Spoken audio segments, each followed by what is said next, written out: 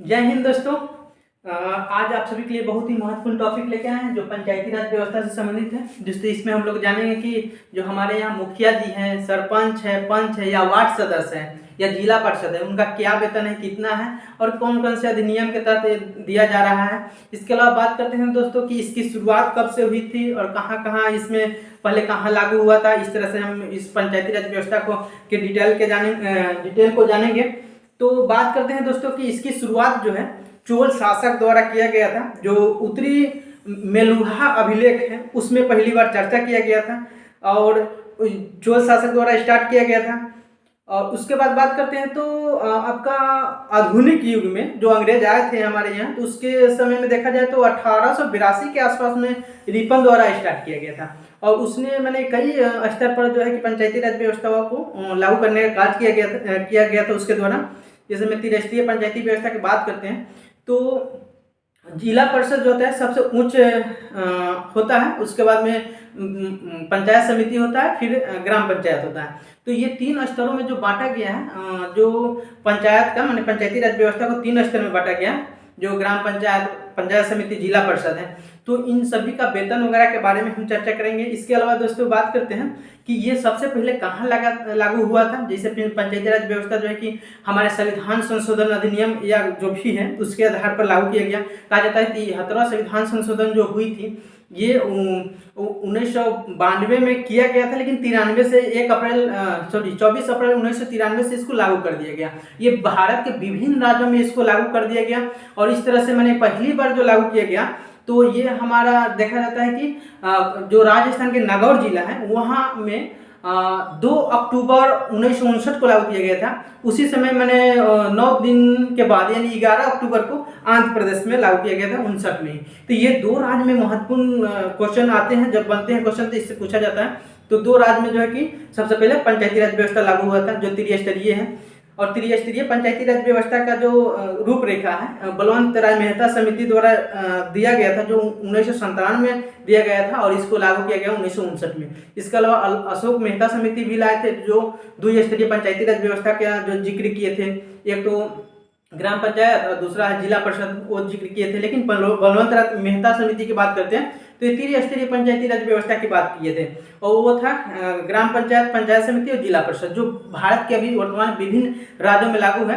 कुछ राज्य को छोड़कर जैसे त्रिपुरा वगैरह जो है, त्रिपुरा और नागालैंड, मिजोरम, इस सब को छोड़कर जो है अरुणाचल प्रदेश में भी ये लागू नहीं है, दिल्ली में भी लागू नहीं है। तो इन सभी जो क्षेत्र हैं यहाँ पे लागू नहीं है। लेकिन भारत में त्रिस्तरीय, 2 स्तरीय और 4 स्तरीय भी पंचायती राज व्यवस्था लागू है।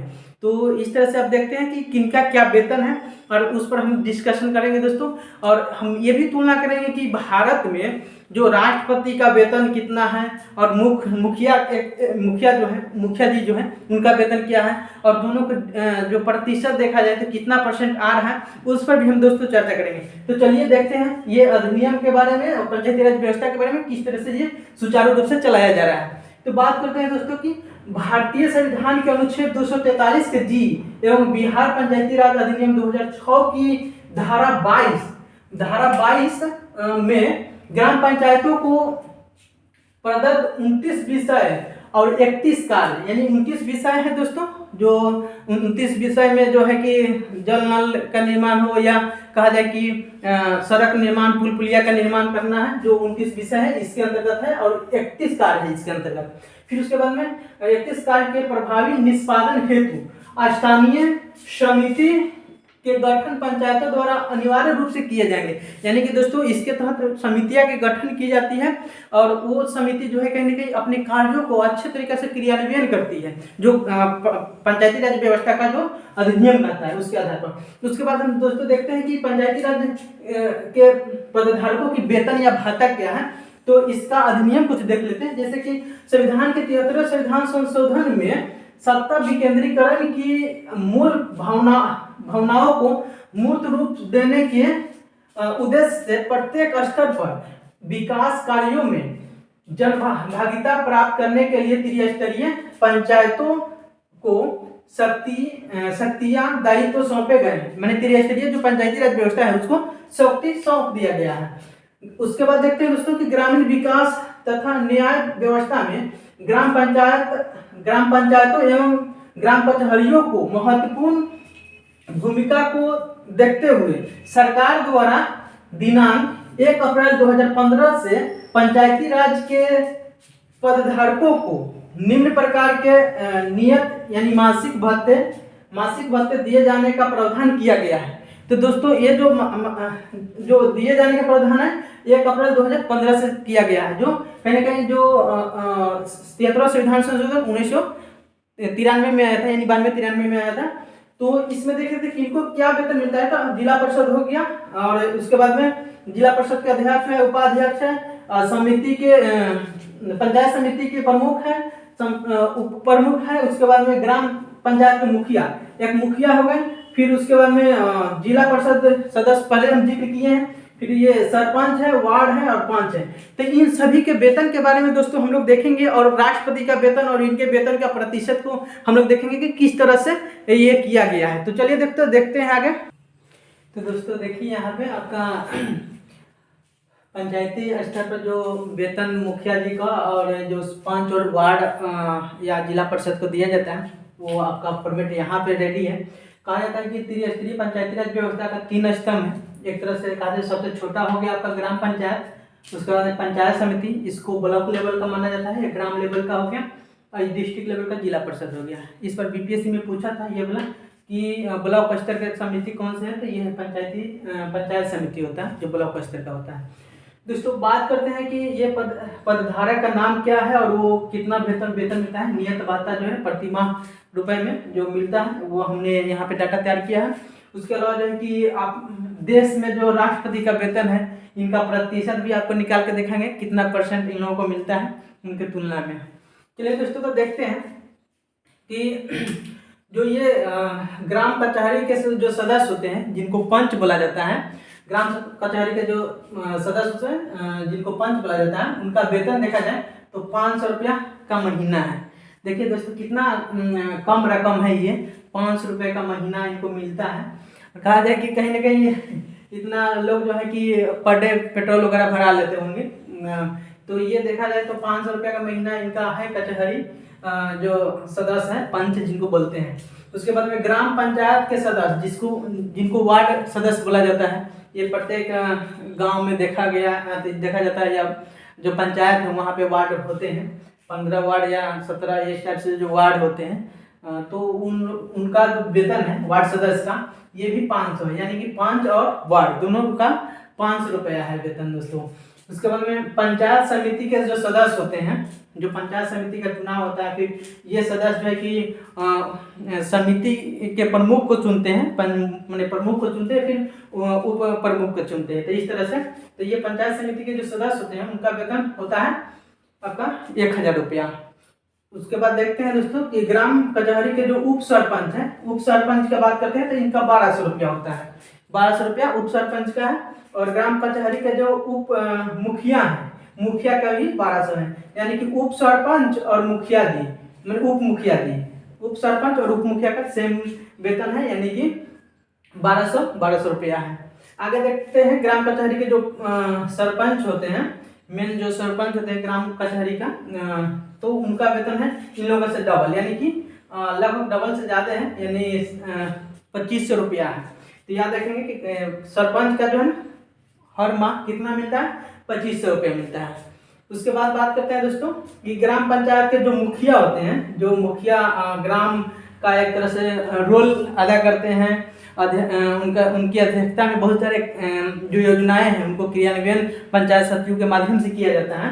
तो उनका वेतन देखा जाए तो 2500 रुपया है। देख लीजिए दोस्तों, 2500 का महीना मुखिया जी को वेतन मिलता है, और इसके लिए इन लोगों द्वारा बहुत सारा रुपया जो है ना प्रचार प्रसार में खर्च किया जाता है, लेकिन इनको वेतन कितना मिलता है, 2500 रुपया मिलता है। जो कहा जाए कि इधर राष्ट्रपति और उपराष्ट्रपति की तुलना में लगभग 0.5% है, यानी कि आधा प्रतिशत जो है इनका वेतन मिलता है, पूरा राष्ट्रपति का आधा %। आगे देखते हैं। उसके बाद जिला परिषद का जो होता है दोस्तों, जो जिला परिषद सबसे उच्च स्तर का ये पंचायती राज व्यवस्था के अंतर्गत देखा जाता है कि सबसे निम्न स्तर का ग्राम पंचायत होता है, मध्य स्तर का पंचायत समिति और जिला परिषद होता है उच्च स्तर का होता है। तो इसका वेतन देखा जाए, इसके जिला परिषद के जो सदस्य होते हैं इनका भी 2500, यानी कि जो सरपंच होते हैं, फिर मुखिया होते हैं, उसके बाद में ये जिला परिषद सदस्य होते हैं, उनका जो है कि 2500 रुपया पर मंथ वेतन मिलता है। उसके बाद बात करते हैं दोस्तों पंचायत समिति के उप प्रमुख, जो उप प्रमुख जो चुना जाता है पंचायत में, उनका 5000 रुपया मिलता है वेतन में, जो ये प्रखंड लेवल का होते हैं। उसके बाद पंचायत समिति जो इसके प्रमुख जो होते हैं, यानी उप प्रमुख के 5000 मिलता है और प्रमुख जो होते हैं उनको 10,000 का महीना मिलता है। उसके बाद बात करते हैं ये पंचायत प्रखंड लेवल के हो गए ये उप प्रमुख प्रमुख, और ये इधर हो गया आपका पंचायत समिति जो देखे थे यहाँ पे पंचायत समिति। तो इन लोगों का देखा जाए तो इतना वेतन है। पंचायत समिति 10,000 देख लीजिए। उसके बाद में जिला परिषद की बात करते हैं, जिला परिषद के उपाध्यक्ष जो है कि जो भी जिला सदस्य होते हैं, यहाँ पे जो देखें जिला सदस्य जो इनको 2500 रुपया मिलता है पर मंथ। तो ये सभी जिला परिषद जो है एक अध्यक्ष को चुनते हैं, जिला परिषद अध्यक्ष को चुनते हैं। उसके बाद में जिला परिषद उपाध्यक्ष को भी इन्हीं लोगों द्वारा चुना जाता है। तो ये बात देखते हैं। इसके बाद कि जो जिला परिषद का उपाध्यक्ष होते हैं इनको 10,000 मिलता है, यानी कि पंचायत समिति के प्रमुख कितना इनको वेतन मिलता है। उसके बाद जिला परिषद के अध्यक्ष जो होते हैं, मैंने अध्यक्ष उनको 12,000 रुपये मिलता है। तो ये पूरा डिटेल था दोस्तों पंचायती राज व्यवस्था के अंतर्गत जो त्रिस्तरीय व्यवस्था है उनमें जो जनप्रतिनिधि हैं या जिनको वर्चुअली रूप से कहा जाए कि चुना गया है, इन लोगों को जिनको अध्यक्षता के लिए या अध्यक्ष बनाया गया हो, कहीं ना कहीं पंचायत समिति या जो पंचायत समिति में जो प्रमुख हैं उनको चुना जाता है, और वो उनका चुनाव जो है कि ये पंचायत समिति करती है, और जिला परिषद जो सदस्य होते हैं वो जिला परिषद के अध्यक्ष और उपाध्यक्ष का चुनाव करते हैं। तो इन लोगों का वेतन देख लीजिए दोस्तों। आप देखते हैं हम लोग अपने देश में जो हमारे राष्ट्रपति उपराष्ट्रपति का वेतन क्या है। तो बात करें तो दोस्तों देख लीजिए यहाँ पे राष्ट्रपति का वेतन जो है ना 5 लाख रुपया है। अगर इससे तुलना किया जाए, ये मुखिया जी से तुलना किया जाए या सरपंच या पर जिला परिषद से, तो ये आपका 0.5% जो होता है 0.5% ये वेतन आता है इन लोगों का, यानी उनका 0.5% इन लोगों का मिलता है। यानी कम से कम इन लोगों को जो वेतन होना चाहिए दोस्तों, नहीं हो तो कहा जाए कि 15 से 20 हज़ार का महीना होना चाहिए। पंचायत मुखिया हो, सरपंच हो या जिला परिषद हो, तो 15-20 हज़ार होना चाहिए। लेकिन इन देखा जाए कि 2500 और ये 1200 रुपये इन लोगों का महीना है, 500 का महीना है, 1000 का महीना है, 10,000 का महीना है, 12,000 का महीना है। कहीं ना कहीं देखा जाए उसकी तुलना में 1% भी नहीं है, 1% भी नहीं है दोस्तों। इसका 1% का आधा है ये 0.5%। तो कहीं ना कहीं देखा जाता है कि एक जो स्तंभ है हमारे, जो महात्मा गांधी भी कहते हैं कि ग्राम का विकास ही देश का विकास है, आगे चल के देश के भविष्य का जो निर्माण होता है ग्राम से होता है।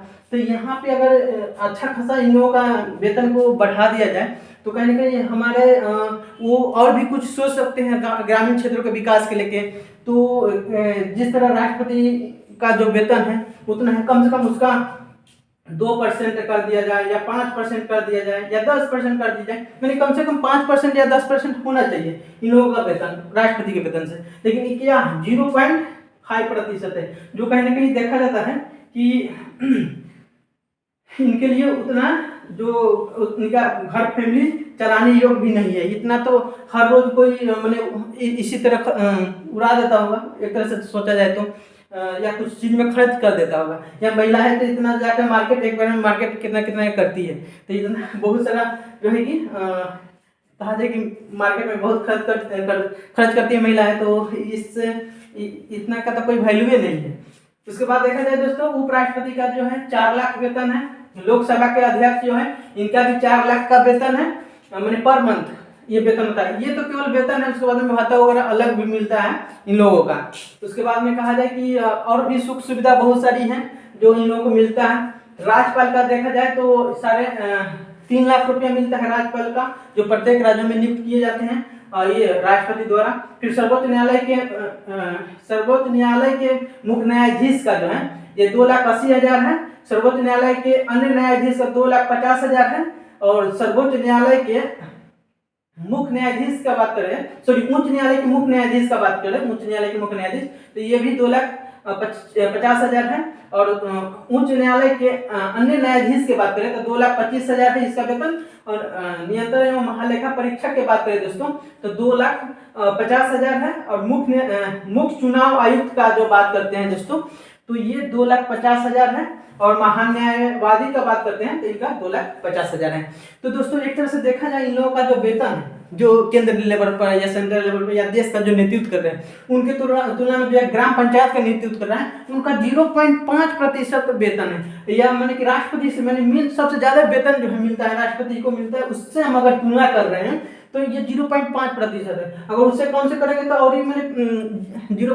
कोई 2 आएगा 3 आएगा और भी कम आ सकता है, 0.01 आ सकता है, मैंने 0.001।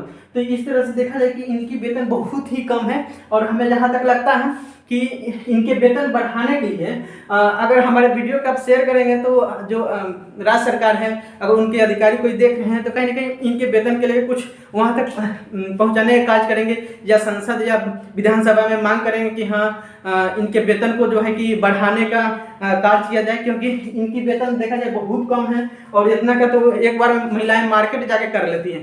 तो दोस्तों हमें उम्मीद है आपको अच्छा लगा होगा। अगर अच्छा लगा होगा और इसी तरह का वीडियो आप जानना चाहते हैं, इंटरेस्टेड वीडियो देखना चाहते हैं तो हमारे चैनल को सब्सक्राइब, फॉलो और शेयर कीजिए। मिलते हैं फिर नए वीडियो के साथ, नए उमंग, नए जोश के साथ। तब तक के लिए धन्यवाद।